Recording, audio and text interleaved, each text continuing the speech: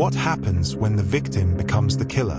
When a lifetime of donated miracles, sympathetic headlines, and charity galas is exposed as a gilded cage. A prison built not with iron bars, but with meticulously crafted lies, forced medications, and the suffocating weight of a world's pity. This is the story of a girl who was never sick, a mother who was a monster in a saint's disguise, and a bloody liberation that was years in the making. Tonight, we descend into the pink-clad heart of Springfield, Missouri, to dissect one of the most psychologically complex cases of our time. We will decode a medical mystery known as Munchausen syndrome by proxy, trace the digital escape route of a prisoner who finally fought back, and witness a courtroom battle that put the very definition of justice on trial. This isn't just a true crime story, it's a horrifying fable of control, survival, and the monstrous price of freedom. June the 9th, 2015. 5 days before the murder. Inside the small, candy-pink house on Volunteer Way, the air is thick with the smell of antiseptic and lies. Dee Dee Blanchard, 48, adjusts the feeding tube connected to her 23-year-old daughter, Gypsy Rose. To the neighbors, they are a picture of unwavering maternal devotion. But the reality is a chilling performance, rehearsed for over 2 decades. Gypsy, her head shaved bald, sits listlessly in her wheelchair.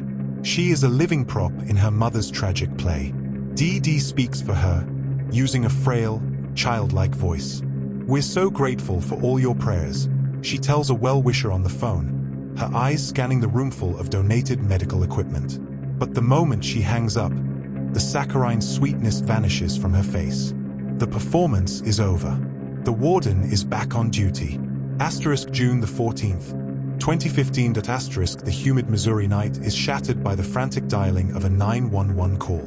A neighbor, concerned by messages from Dee Dee's family about missed calls, requests a wellness check. Officers arrive at the pink house. The front door is unlocked. The house is dark, silent, save for the relentless, low hum of a medical refrigerator. They call out. No answer. A fly buzzes past. Then another.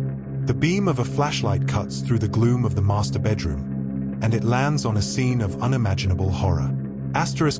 Claudine Dee Dee Blanchard lies in her bed, buried beneath a blood-soaked comforter, stabbed multiple times.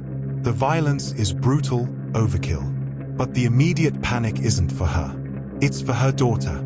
Where is Gypsy Rose The vulnerable young woman, confined to a wheelchair, diagnosed with a devastating cocktail of leukemia, muscular dystrophy, epilepsy, and sleep apnea? She is gone. Her wheelchair, her oxygen tanks, her life-saving medications, all left behind.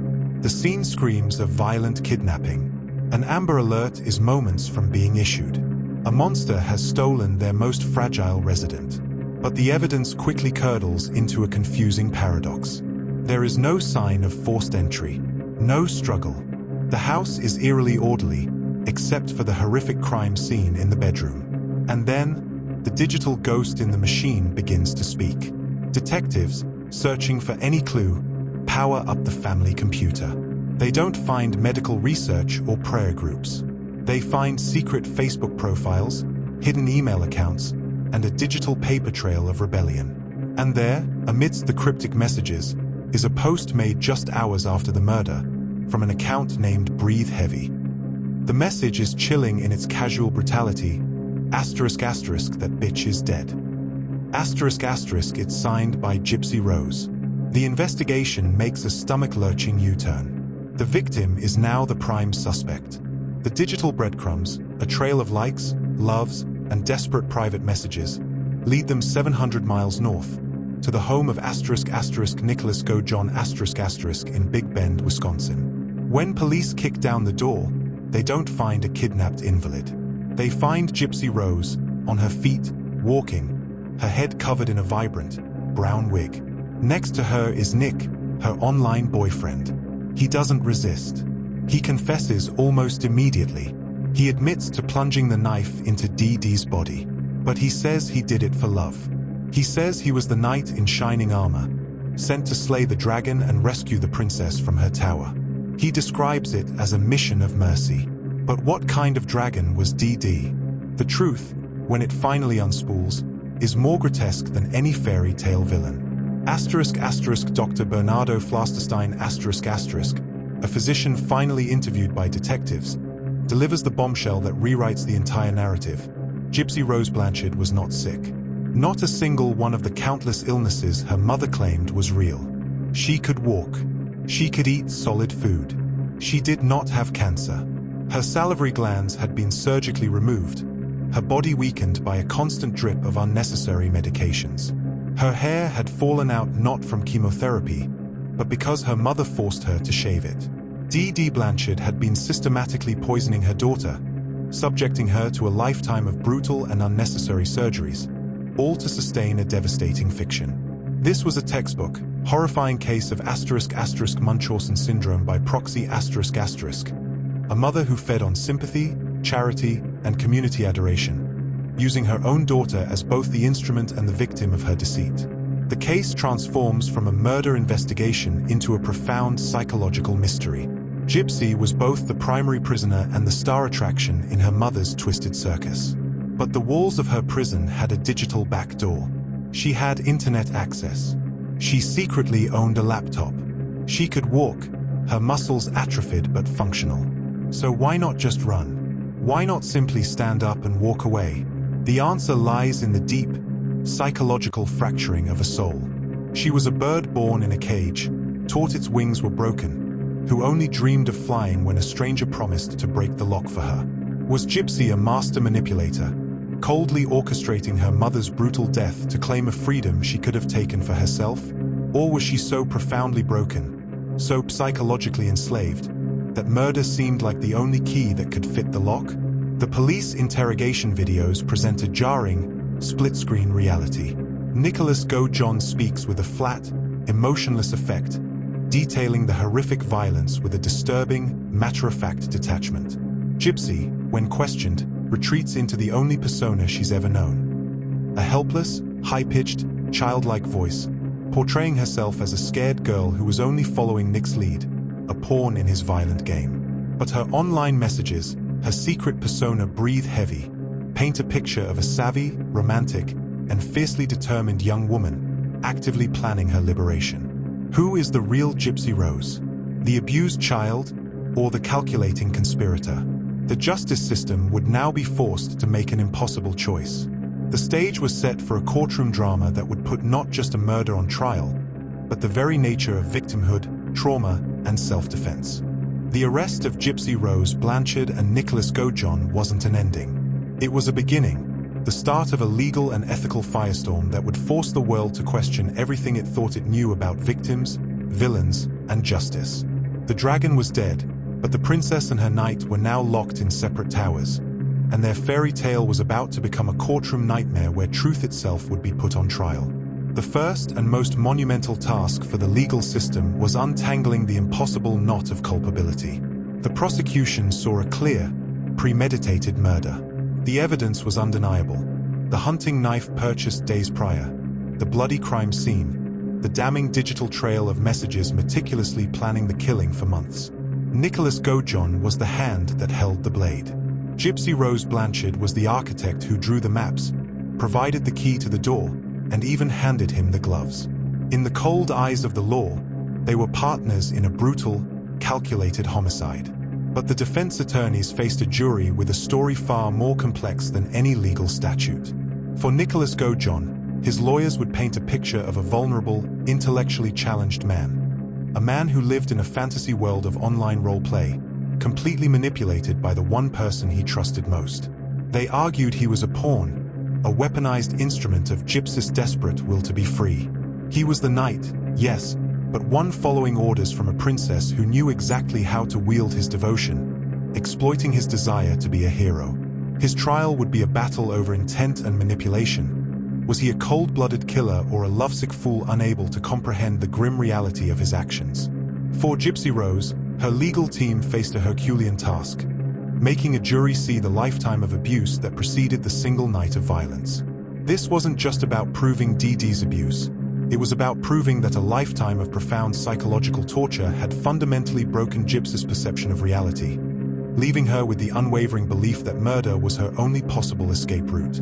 This was a case that would put Munchausen syndrome by proxy itself on trial, forcing a Missouri court to become a classroom on one of the rarest and most insidious forms of abuse. Could the law recognize a lifetime of being poisoned as a form of self-defense? It was a question that would haunt the entire proceedings. The trials proceeded separately, each a starkly different portrayal of the same bloody events. In Nicholas Gojohn's trial the prosecution focused on the sheer, unadulterated brutality. They played his detailed, emotionless confession for the jury, a chilling, moment-by-moment recounting of the stabbing, his voice a flat, terrifying monotone. They showed the jury the long, serrated knife. They emphasized that he had traveled hundreds of miles with the sole intent to kill, lying in wait in a cheap motel room before descending upon the Pink House.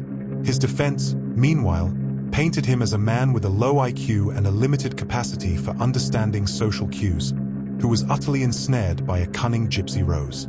They argued he was unable to fully comprehend the moral weight of his actions, that he was driven by a distorted sense of chivalry and a desperate need to be loved.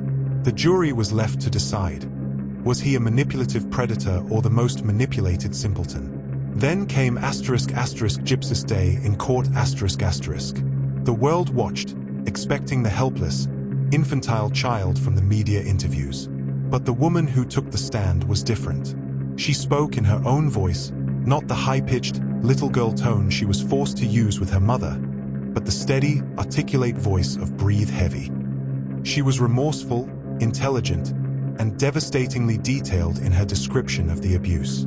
She described being forced onto operating tables for unnecessary surgeries, the constant, slow poisoning of her medications, the feeling of her own body being used as a prop in a macabre play. She didn't deny her role in the plot. She contextualized it with horrifying clarity. She explained hiding in a bathroom, listening to the sounds of the struggle, then emerging to a scene of unimaginable horror.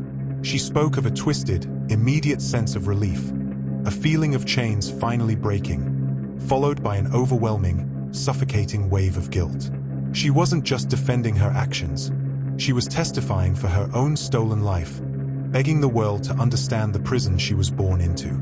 The verdicts landed like two separate earthquakes, sending shockwaves through the world of legal and moral philosophy. Nicholas Gojohn was found guilty of first-degree murder. The jury saw the man who wielded the knife, not the manipulated follower. He was sentenced to life in prison without the possibility of parole a permanent resident of a concrete cell for a crime of twisted love. Gypsy Rose Blanchard however, struck a deal. She pleaded guilty to second-degree murder The prosecution and the judge, faced with the overwhelming mountain of evidence detailing her prolonged and horrific abuse, acknowledged the mitigating circumstances were unlike anything they had ever seen. Her sentence, 10 years in prison. The message was clear and resonated around the globe. While the law could not excuse her actions, it could, and would, attempt to understand them. Her time behind bars would be less than a quarter of the time she spent as a prisoner in her own home, a poignant and painful arithmetic of justice. The story of Dee Dee and Gypsy Rose is a dark mirror held up to our understanding of justice. It asks us if the law can ever truly measure a lifetime of trauma against a single night of violence.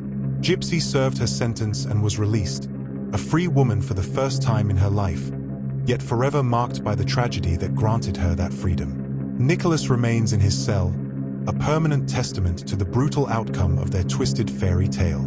Their story is a permanent, unsettling question mark in the annals of true crime, a case where the victim and the villain are forever intertwined.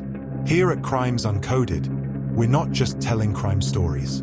We're breaking down the legal codes that define them, the blurred lines between victim and perpetrator, the limits of the insanity defense, and the staggering, soul-crushing power of psychological abuse. This is where the real story of justice is often found, hiding in the shadows of the law. Make sure to subscribe, because next up, we delve into another case where the law struggled to find the line between justice and mercy.